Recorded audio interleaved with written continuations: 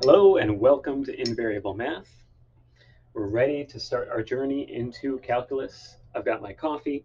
Sadly, it's made from tap water because our little Brita pure water filter thing was empty. So, Florida tap water, which is swamp juice. But I won't say no to a cup of coffee. All right. So, first, what are some things that somebody would need to already know before they want to start learning calculus? Well, these are what I think some of the prerequisites would be. There's probably more that maybe I just kind of couldn't think of, but these are what I would say are the most important things. You need to understand what functions are and how to graph those functions. So, for example, if I have a function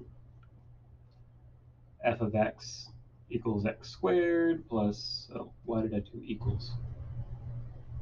Plus natural log of x plus 2. So you need to understand this is a function of x, meaning that this is an output machine. So I always think of it as like this is a bread machine. X is your ingredients. You throw your ingredients into the bread machine, f of x cooks them up, and it spits something out.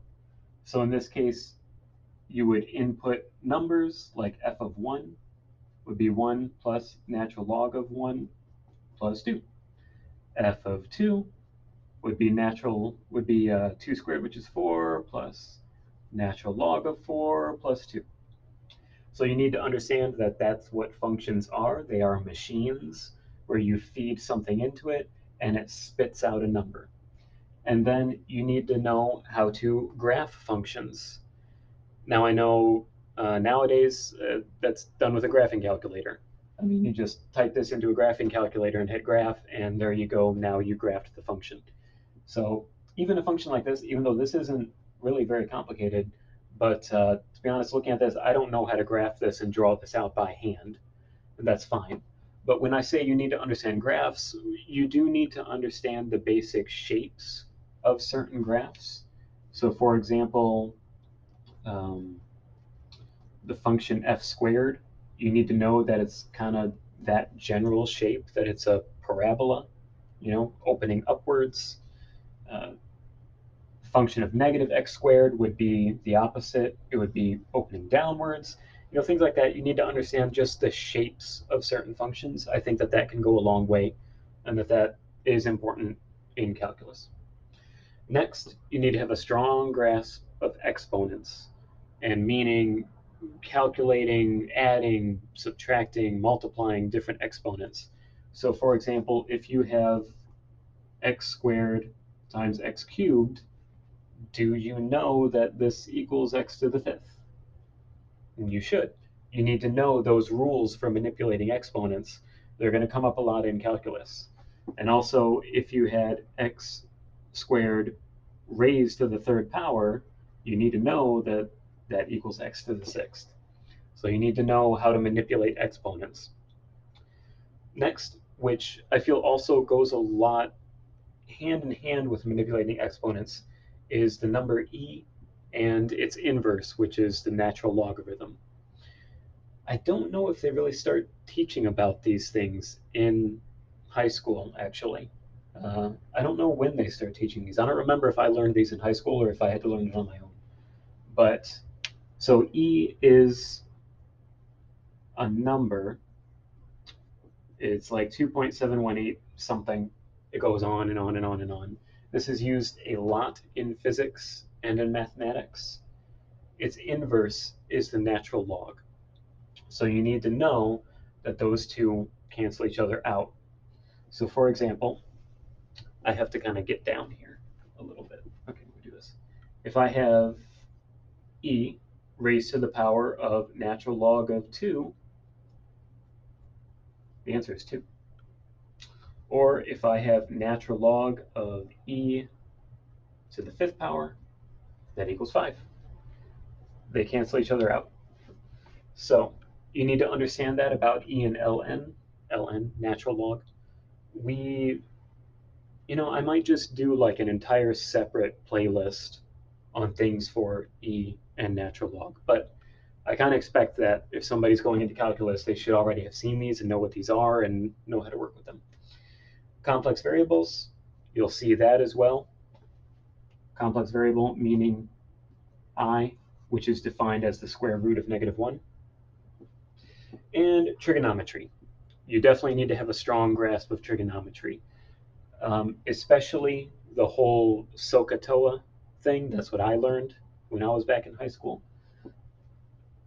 Let me write that out. I don't know if they teach it this way anymore. SOHCAHTOA. So meaning if you've got a triangle, you've got this angle here. So sine, opposite, hypotenuse. Sine is the opposite over hypotenuse. Cosine of this angle is adjacent over hypotenuse. Tangent is opposite over adjacent. So things like that. You need to know those things, definitely, for calculus. And there are other trigonometric identities that you definitely need to know. Things like sine squared plus cosine squared equals 1. Um, tangent squared equal, actually these two I always mix up, the tangent and the secant squared. Tangent squared equals secant squared minus 1. Tangent squared plus 1 equals secant squared. Things like that. You need to know those things.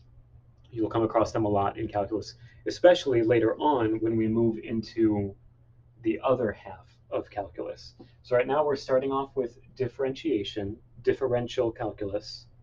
The other flip side of that coin is integral calculus. And I feel like in integral calculus, you really need to have a strong grasp of certain trigonometric identities and laws and rules and things. So these are what I feel are the things that you need if you are looking to start your journey in calculus. All right, now, let's see, I've been talking for about 7 minutes. I want to keep this video relatively short. So I want to just jump into what is the meat and bread, the meat and potatoes of differentiation. What do we mean by differentiation? By differentiation, we mean that we're looking for a rate of change. We're looking for how something changes. So let me just write a sample function up here that I'll be referring to. F of x equals x squared plus 2x. We're just going to say this is a function that I have. Okay. Now, when it comes to change, you've probably seen things like delta, the letter delta. And delta stands for change. So for example, maybe speed is delta x over delta t, meaning that an object's speed is its change in distance, the change in the distance it has traveled, divided by the change in time. That is the definition of speed. So, well, casting a shadow that way, I'll stay on this side. So if I drive from here to Los Angeles and it takes me, how long would it take me? I don't know, 30 hours. Uh, so I would take, what's the change in distance? How far is it from here to Los Angeles? I don't know, we'll just say 2,000 miles. Divide that by 30 hours, and you would get the speed in miles per hour. In calculus, we're doing something similar. We're looking for rates of change. Differentiation is all about how something changes. Specifically, it's about how does a function change. So for this function, we'll be looking at how does this function change if I manipulate x just a little bit. If I change x, how does this function change? Now here's the difference. In this kind of change, specifically, anytime we use the symbol delta, we're talking about larger increments. So if I have my cup of coffee, which is delicious, the creamer I used, I bought, it's a Rice Krispies creamer. But sadly, this tastes nothing like Rice Krispies treats, but it's still pretty good. If I have my cup of coffee, I heat up my coffee, and maybe it's at boiling temperature. I set it on the table. I want to know how long does it take for it to reach room temperature. Well, one way I could do that is I could take the temperature, okay, write that down. Now I start a stopwatch, and I leave the house. I go to work. I work 8, 9, 10 hours, come back home in the evening, and then I check the temperature again. And maybe what I'll find is, okay, the temperature went down, I don't know, 40 degrees, and I was gone for 10 hours, but that's not a good enough measurement. I can't just say, okay, 40 degrees divided by 10 hours, okay, it must change by this many degrees per hour. Really, that's not accurate, because what probably happened is that temperature of the coffee came all the way down to room temperature in just 1 hour and then just sat there at room temp for the next 9 hours. So when we deal with big intervals, we're actually not getting an accurate picture of what's really going on. That's why we want something better than that. In calculus, we're looking at teeny tiny intervals. So that would be like if I took a thermometer and I checked the temperature of my coffee every single minute to try to see what's happening and how long does it take for that temperature to come down, at what rate does that temperature come down. That's what we're doing in calculus. So let me write some things on the board. So if we're talking about rate of change, and remember, f of x, function of x, is y. Usually it'll be represented as y, so we're just going to say y. So this is the change in y divided by the change in x, okay? Delta y divided by delta x. So how we would think of this in terms of a function, specifically this function here, is we would say whatever initial value we start at, because remember, x could be anything we want it to be. X could be 1, it could be the answer to life, the universe, and everything, 42, or it could be 17 million. X could be whatever we want it to be. So we need to pick a starting point. Just like with this, for distance, I had to pick a starting point and a destination. So we need to pick what's our starting point. And we're going to call that x sub 0, x naught. X sub 0 just means our starting point, the starting number that we've chosen for x. I'm going to write this on the board, then I'm going to explain it.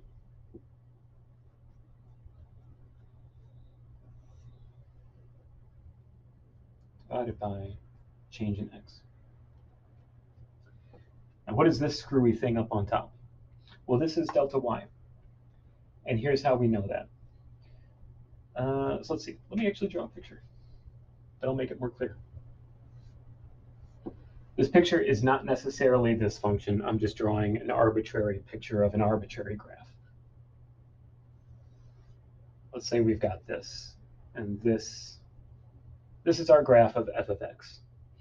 Let's just say that our starting point, x naught, is 0. And maybe our next interval is, let's say, I don't know, it's x equals 5. Okay? So the change in y means we need to look at what is y, the value of y here, and what is the value of y here. The difference between those two is my change in y.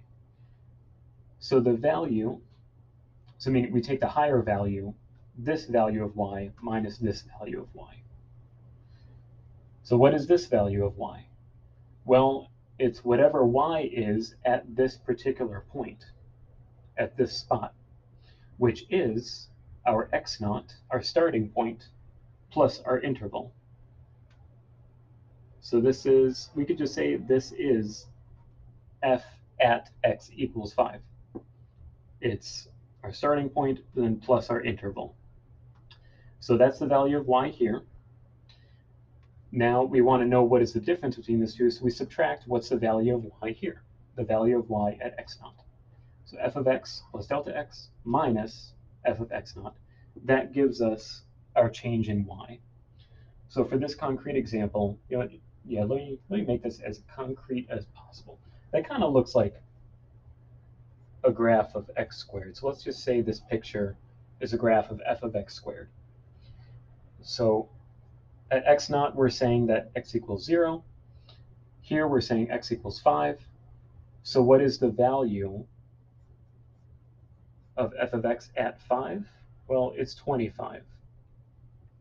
So that's what this would be, this first piece.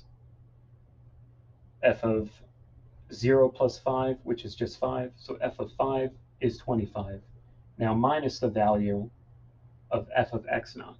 F of x naught is f of 0, which is 0. So we could say for this particular graph, the top of this would be, so 25 minus 0, it'd be 25 divided by, and what was the change in x? 5. That's our interval. So that would be a concrete example.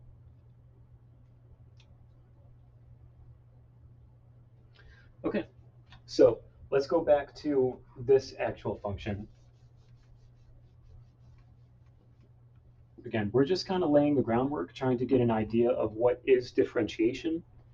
And then as we see more concrete examples, it'll become even more clear. But this is kind of just a first introduction, and we'll actually even probably come back to this in more detail after we've gotten several practice problems under our belt. Okay, so let's take a look at this function. Let's say, so f of x is x squared plus 2x. Let's say that our initial value of x is 1. So we're going to start at x equals 1. And let's say we're going to change x to, what should we change it to? We're going to change x to 1.5.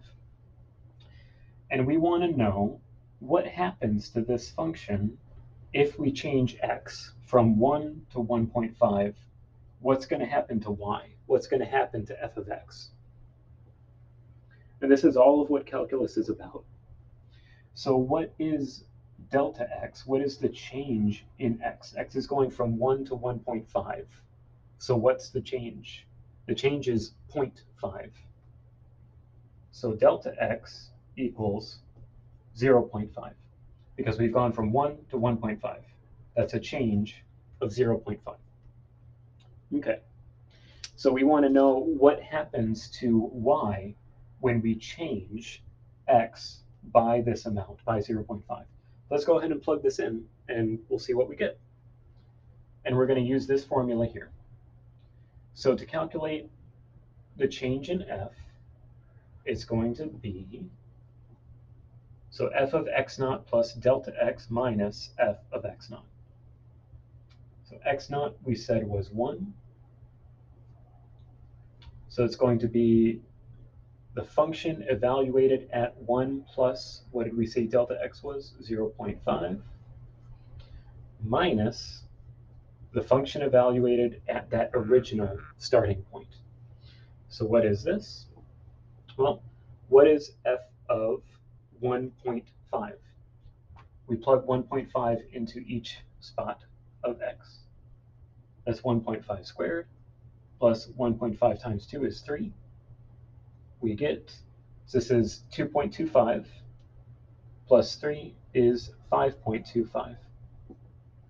There's actually a trick, maybe I'll make a video about this. There's a trick about how you can, in your head, square any number that ends with a 5.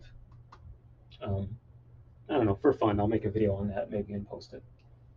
That's how I immediately knew this was 2.25. Okay, so that's f of 1.5. Now minus the function evaluated at our initial starting point, which was x naught equals 1. So we plug 1 into here. So we have this. All of this is, let me even write, this is f of 1.5. Now minus f of 1. So we plug 1 into here. So 1 squared is 1, plus 2 times 1 is 2. This is the function evaluated at 1. So we got 5.25. Let me come down here a little bit. 5.25 minus 3 equals 2.25. So this is our change in y. When we started x at 1 and we changed it to 1.5, we found this is how much y changed. This is how much f of x changed. And this is the heart of calculus. Just calculating how things change, calculating how functions change. So this video went a little bit longer than I wanted it to, but this is just an introduction to what is a derivative, what is the point of calculus, and next we're going to jump into a bunch of practice problems to help us get a better grasp of this. And I'll see you there.